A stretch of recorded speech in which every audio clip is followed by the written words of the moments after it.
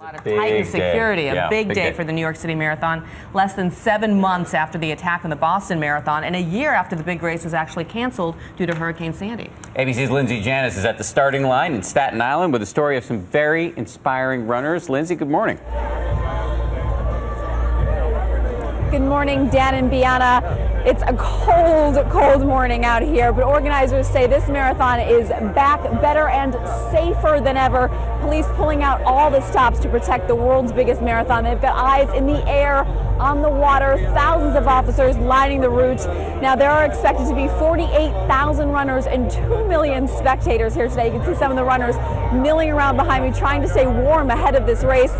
It's 26.2 miles starting here in Staten Island and ending in Central Park. There are, of course, many inspiring stories, but we had a chance to meet up with one incredible family as they geared up for today.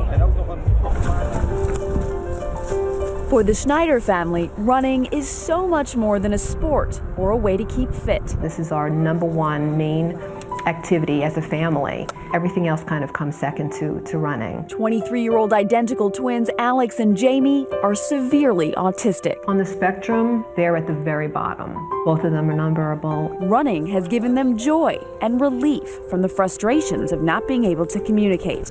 When the boys were 8 years old, Dad Alan noticed how much they liked to chase him around. Then, when the twins were 15, they found their calling. We actually found out about a club that offered volunteers to run with individuals with disabilities. They said these guys are amazing. They've been racking up medals ever since. They've done about 130 races, from 5Ks to marathons, everything in between. Both boys have to run with the assistance of a guide.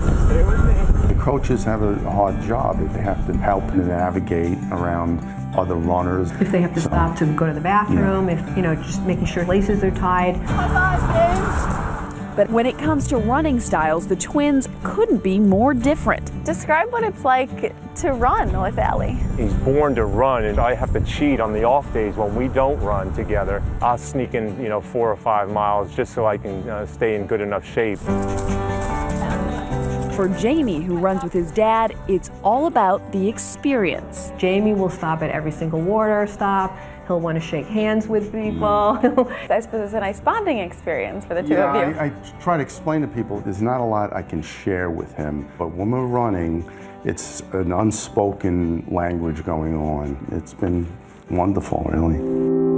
Robin and Alan say they don't know where their family would be without running. They don't live a normal life, so this is something that really, I think, connects with them and makes them happy. Yeah.